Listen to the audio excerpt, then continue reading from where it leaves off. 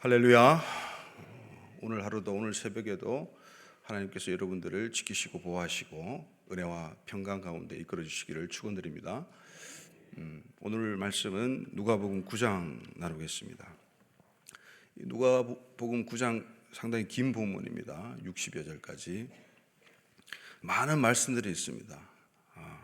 12제자를 부르시고 또 오병이어 기적, 또 베드로가 예수님께 신앙 고백하는 이야기, 그리고 예수님께서 십자가 지실 것을 예언하고 또 부활하실 것을 예언하는 내용, 그리고 우리가 잘 아는 변화산 사건, 그리고 예수님께서 죽기를 하시는 또 내용도 있고, 또 제자들 사이에서 누가 크냐 변론하고 다투는 장면도 있습니다. 그리고 제자들 외에 또 주님의 이름으로 귀신을 내쫓는 자들, 사역하는 자들에게 그것을 하지 말 것을 금하는 그런 내용도 있고, 예수님께서 금하지 말라고 하시죠.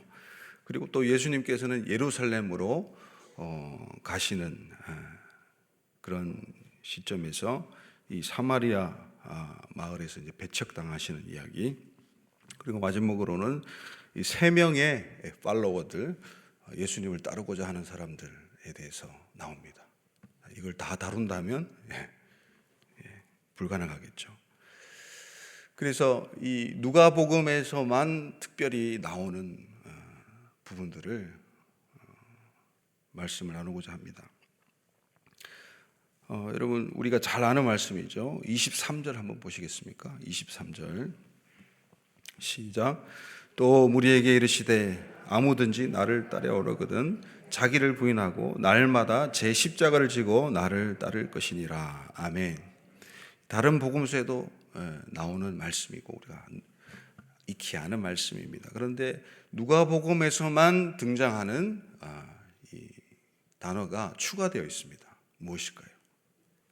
날마다입니다. 날마다. 다른 복음서에는 날마다가 없어요.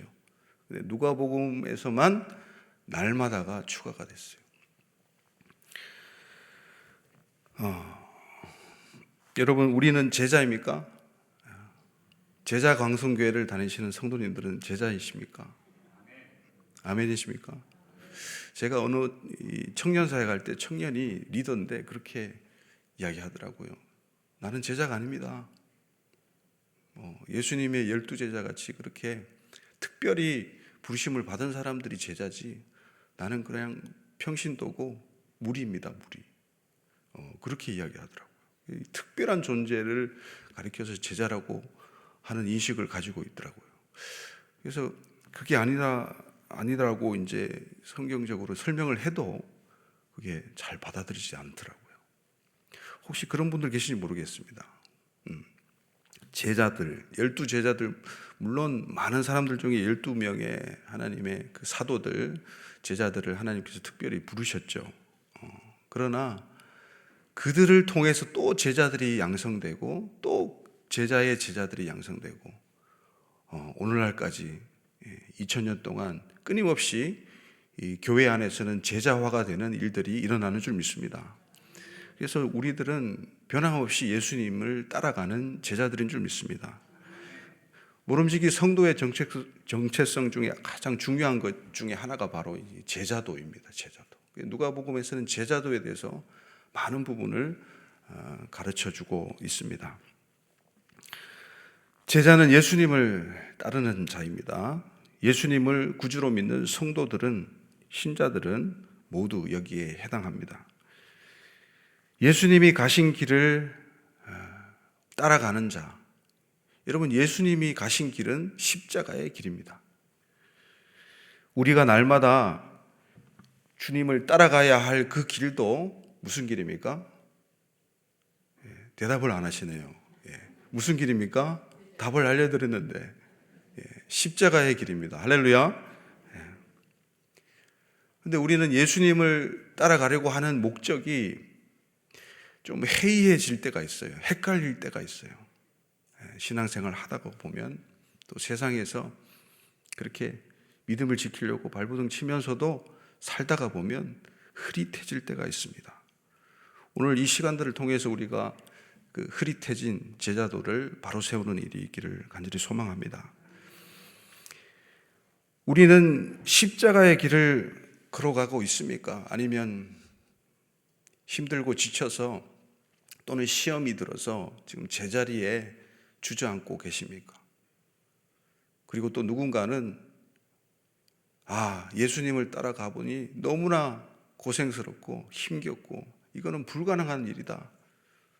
나 같은 사람은 제자가 될 수 없다. 나는 그냥 예전에 살던 패턴대로 살고 싶다. 그렇게 예수님을 따르다가도 유턴해가지고 그렇게 자기의 삶의 자리로 돌아가는 분들은 계시지 않습니까? 십자가는 정죄받는 그 사람이 십자가를 지고 가는 것이 그 십자가형의 관례였습니다. 다 아시죠? 그런데 십자가가 가장 강력하게 그려진 이 구약 본문 중에 창세기 22장 사건이 있습니다. 아브라함이 아들 이삭을 번제 바치는 장면이죠. 그것을 이 랍비들이 이 창세기 랍바라는 이 주석서에 그렇게 이야기하고 있습니다.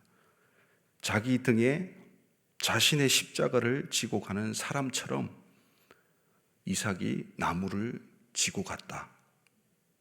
그렇게 기록하고 있습니다. 랍비들도 하나님의 말씀을 어떻게 하나님의 말씀이 강력하게 세워지느냐? 하나님의 말씀은 말씀을 위해서 죽을 준비가 되어 있는 자들 안에서만 견고하게 자리 잡을 수 있다라고 탈무드에서도 가르치고 있어요. 자기 목숨을 버릴 각오를 가진 사람들 안에서만 하나님의 말씀이 온전히 세워진다는 이야기. 여러분 어떻게 생각하십니까? 우리 히브리서 11장 38절 한번 보겠습니다. 히브리서 자 같이 읽겠습니다. 이런 사람은 세상이 감당하지 못하느니라. 그들이 광야와 산과 동굴과 토굴에 유리하였느니라. 아멘. 믿음의 선진들이 나오는 믿음의 장, 이 히브리서 11장에는 세상이 감당하지 못하는 믿음에 대해서 나옵니다.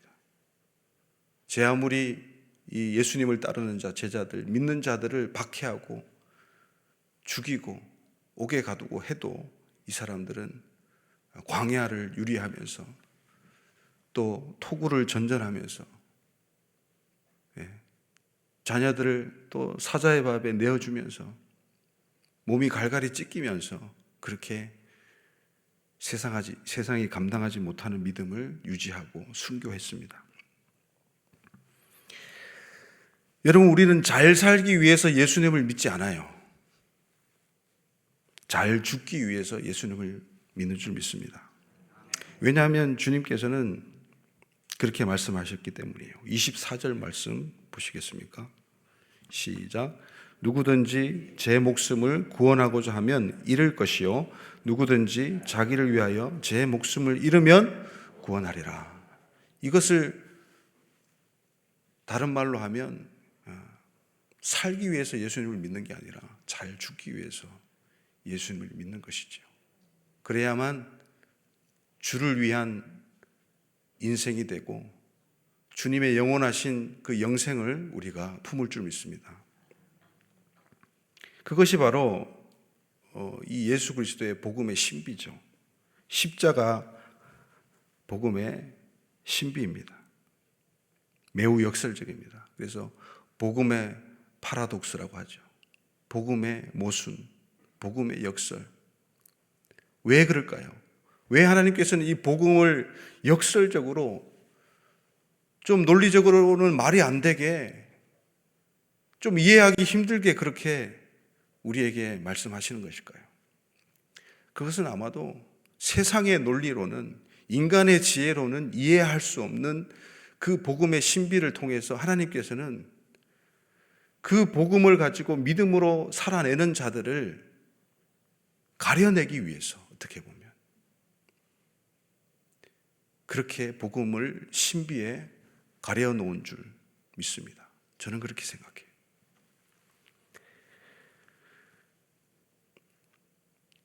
그래서 이 잠언 말씀을 보면요, 이 복음적인 그 신비, 그래서 세상 사람들이 막 세상이 흔들릴 정도로, 세상이 감당하지 못할 정도의 일들이 있다고 이야기해요. 우리 잠언 30장 말씀 한번 보시겠습니까? 시작.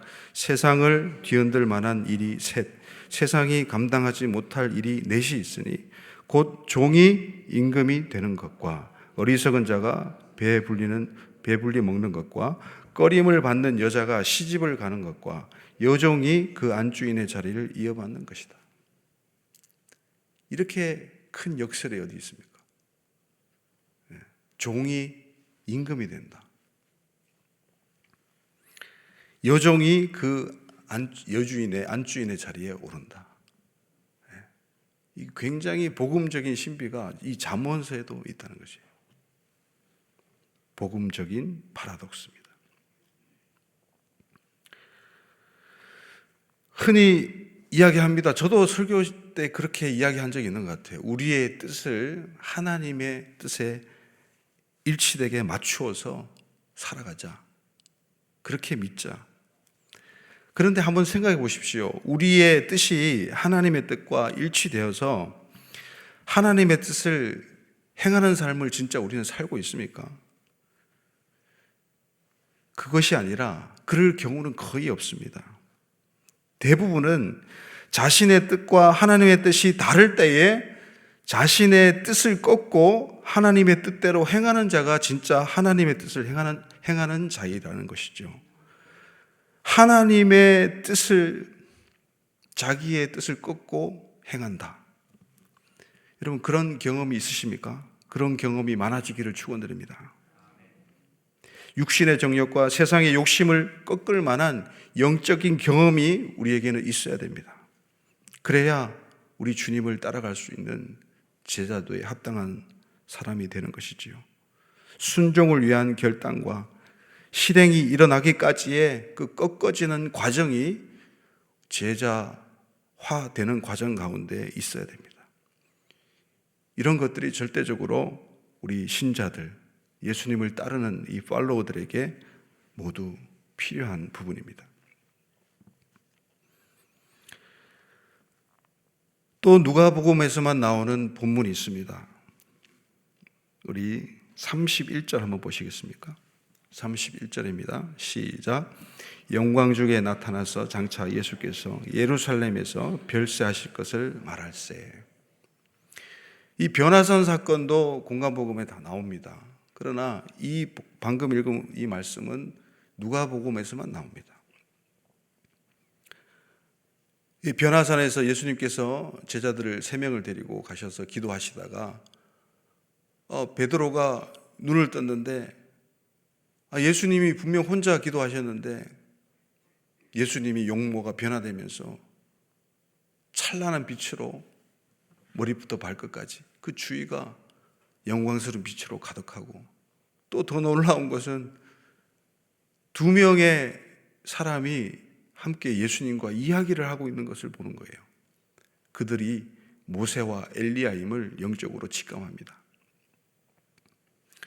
그 모세와 엘리야와 어떤 이야기를 했는지 다른 복음서에서는 나오지 않지만은 이 누가복음서에는 분명히 밝히고 있습니다. 예수께서 예루살렘에서 별세하실 것을 그들과 이야기했다는 것이죠. 이 별세라는 단어는요, 에크, 호도스 두 단어가 합해진 것이에요. 에크는 뭐뭐 밖에서, 뭐뭐로부터라는 뜻이고, 호도스는 길이라는 말입니다. 에크, 호도스가 합쳐져서 엑소더스가 됩니다. 영어의 출애굽이라는 단어, 엑소더스가 바로 이 헬라어에서 나온 것이죠. 이 에크호도스, 더 정확히 말하면 떠나심입니다. 떠나심, 길 밖으로.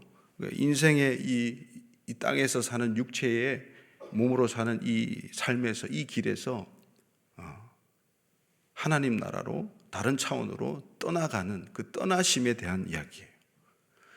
이것을 왜 제자들과 이야기하지 않으시고, 물론 제자들에게 이야기했습니다. 내가 예루살렘에 가서 고난을 받고 십자가에 못 박히고 3일 만에 다시 살아나리라. 그렇게 여러 차례 이야기했는데도 제자들은 알아먹어요? 못 알아먹어요? 못 알아듣습니다. 그렇기에 그것을 알고 그것을 확증할 만한 두 증인이 필요했던 것입니다. 그래서 적어도 예수님과 대할 정도의 최고의 구약의 선지자 중에 두 명이 뽑혀서 모세와 엘리야가 그렇게 예수님과 대화했던 것으로 보입니다. 이 모세와 엘리야는 유대 전성에는 둘 다 승천을 맛본 초인적인 사람들로 그려집니다. 물론 모세는 죽었지만 그 시체를 가지고 논란을 이제 천사들과 이 마귀들이 논쟁을 벌이는 장면도 성경에 나오죠. 그래서 그 시체 자체가 이 땅에 없지 않습니까? 그것이 승천될 수도 있고, 또 모세가 생전에 그렇게 또 하나님과 조우할 때에 또 그렇게 하늘의 경험을 하게 되죠. 아무튼지 이 신비로운 사건이 결국은 이 베드로에게 눈에 비춰진 이 사건은 너무 황홀하고 황홀경에 빠져가지고 초막셋을 짓고 여기가 좋사오니 여기 있겠습니다. 여기서 우리가 삽시다. 그렇게 자기도 자기가 하는 말을 모를 정도로 그렇게 횡성수설하고 맙니다. 근데 이 사건은요, 예수님이 부활한 몸으로 영광 중에 하나님께 나아가는 그런 부활체의 모습을 한정적으로 이 땅에서 보여주는 놀라운 사건이죠. 그래서 28절에 보면 8일이 나옵니다. 8일쯤에 십자가 고난을 말씀하시고 8일쯤에, 그로부터 8일쯤에 이 사건이 있었죠. 이 8이라는 숫자는 또 부활을 상징하는 숫자입니다. 그래서 이 십자가와 부활, 이 성도의 또는 제자의 가장 중요한 우리 핵심적인 신앙의 가치, 이 십자가와 부활이 연속해서 등장을 하게 되고, 그런데 안타까운 것은 37절에 이튿날 산에서 내려오게 되는데, 내려오자마자 귀신 들린 자들의 아우성이 들려옵니다. 사역할 것들이 너무나 밀려 있습니다. 산에 있을 동안에 많은 사람들이 몰려오고 제자들을 붙잡고 예수님을 붙잡고 살려달라고 아우성을 치고 있어요. 산 위에서는 그렇게 황홀했는데, 그렇게 좋았는데, 거기서 살고 싶은데 현실은 정말 암담하고 만만치 않은 그런 장면들이 펼쳐지는 것이죠. 우리도 그런 경험이 있습니다. 하나님을 예배 가운데 만나고 또 기도 가운데 만나고 너무나 좋죠. 그래서 성전에 막 살고 싶어요. 바깥에 나가보고 싶지가 않아요. 일하고 싶지도 않아요. 심지어는 하루 종일 그냥 말씀만 읽어도 배부를 것 같아요. 밥을 안 먹고도. 그런 경험들이 있으시죠. 그러나 우리는 여전히 현실을 받아들여야 되고 현실 속에서 살아가야 되는 제자들인 줄 믿습니다. 그래서 이 괴리감을 여러분 어떻게 극복하시겠습니까? 이 괴리감. 우리는 하늘과 땅, 이 영과 육 사이의 이 괴리감에 의해서 고통당하는 존재가 아니라 뚫어내고 이겨내고 극복하고 승리해야 되는 존재인 줄 믿습니다. 우리는 땅에 뿌리 받고 하늘의 열매를 내는 존재가 아니라 반대로 하늘의 뿌리를 내리고 땅에 열매를 맺는 존재입니다.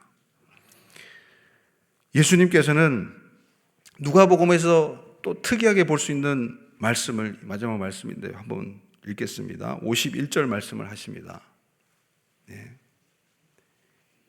51절입니다. 시작. 예수께서 승천하실 기약이 차감해 예루살렘을 향하여 올라가기로 굳게 결심하시고, 이런 표현은 또 이 누가복음에서만 나옵니다. 그래서 이 예루살렘을 향하여 올라가는 그 이야기가 계속해서 앞으로 펼쳐지고 있습니다. 9장부터 무려 19장까지 예수님이 마지막 예루살렘 예루살렘으로 갔다가 다시 갈릴리로 갔다가 이렇게 왔다 갔다 하는 다른 곳의 이야기와는 달리 누가복음은 한 큐에 계속해서 대장정의 여정을 예루살렘까지 가는 그 예수님의 모습과 제자들의 모습을 다루고 있어요. 9장부터 19장까지 무려 7번이나 나옵니다. 7번. 여러분 18장 31절 보시겠습니까? 얼마나 예수님이 예루살렘으로 향하는 그 의지가 강력한지 예수님 스스로 말씀하신 부분입니다. 31절 18장 31절입니다. 시작. 예수께서 12제자를 데리시고 이르되 보라 우리가 예루살렘으로 올라가노니 선지자들을 통하여 기록된 모든 것이 인자에게 응하리라. 아멘. 우리가 예루살렘으로 올라가노니. 그리고 19장 28절입니다. 시작. 예수께서 이 말씀을 하시고 예루살렘을 향하여 앞서서 가시더라. 예루살렘을 향하여 나아가는 예수님의 적극성을 한번 보십시오. 무슨 일 때문에 그렇습니까? 어떤 사명 때문에 그렇습니까? 바로 예루살렘에서 인류의 최고의 클라이막스, 그 일을 감당하시기 위해서, 바로 십자가를 감당하기 위해서, 그리고 부활하시려고, 할렐루야, 그 예루살렘으로 가시는 예수님의 단호한 의지를 우리는 누가복음 본문에서 보게 됩니다. 여러분, 여기에서 우리는 교훈을 찾아야 됩니다. 예수님께서는 승천하실 기약이 차감해, 놀랍게도 십자가를 지실 기약이 차감해가 아니라 승천하실 기약이 차감해, 그렇게 이야기합니다. 이 히브리서에도 마찬가지로 십자가를 예수님께서 어떻게 지셨느냐, 그 앞에 있을 기쁨을 위해서 십자가의 고난을 참으셨다고 이야기해요. 십자가 이후에, 부활 이후에 승천하실 것을 미리 내다보시고 그 기약이 차감해 예루살렘으로 가셨다는 것이죠. 우리는 여기서 때를 아는 지혜가 있어야 될 줄 믿습니다. 그래서 우리가 때를 알고 우리의 인생의 한정적인 우리 인생의 시간 관리를 잘해야 되는 제자들인 줄 믿습니다. 시간 관리를 잘해서 때가 악하니라 말씀하시는 그 말씀처럼 우리가 눈에 불을 켜고 시간을 잘 관리하는 여러분 되시기를 축원드립니다. 두 번째로는 예루살렘을 향하여입니다.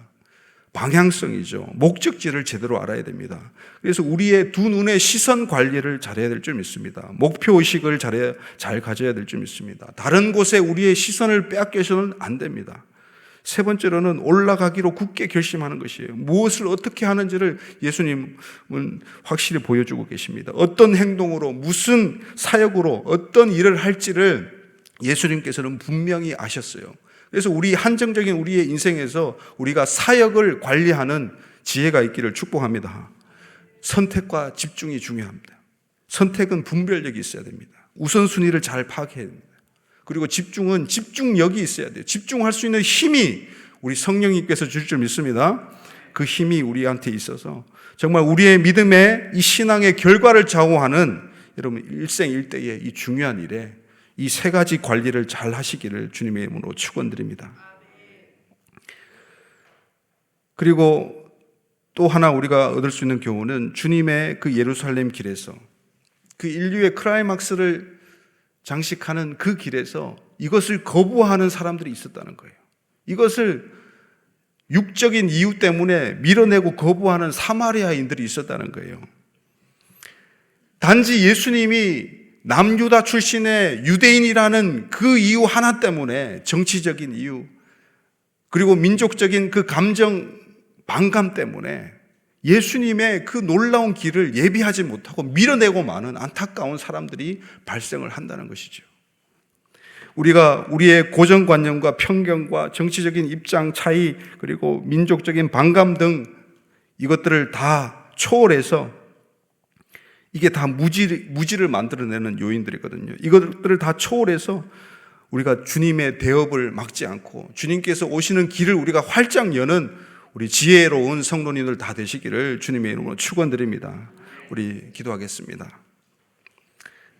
제가 기도하고 마무리하겠습니다. 하나님 아버지, 우리가 예수님의 말씀을, 그리고 예수님의 행동들을 우리가 이 누가복음에서 알아가게 하시니 감사합니다. 십자가와 부활, 그리고 그 이후에 있을 승천과 재림과 하나님 나라의 통치가 주님 그 예루살렘에서 임할 것을 예수님께서는 아시고 결단의 의지를 가지고 시간을 잘 관리해서, 시선을 잘 관리해서, 사역을 잘 관리해서 그렇게 가셨던 모습처럼 우리도 때를 알고 시간을 잘 관리하는 인생들 되기를 원합니다. 우리가 목적지를 알고 시선 관리를 잘하는 인생들 되기를 원합니다. 우리가 어떤 행동, 무엇을 할지를 잘 파악하고 사역 관리를 잘해서 선택과 집중력이 높은 우리 제자들이 되어서 예수님의 길을 따라가는 자들, 예수님이 오실 길을 예배하는 자들 다 될 수 있도록 성령님 축복하시고 인도하여 주시옵소서.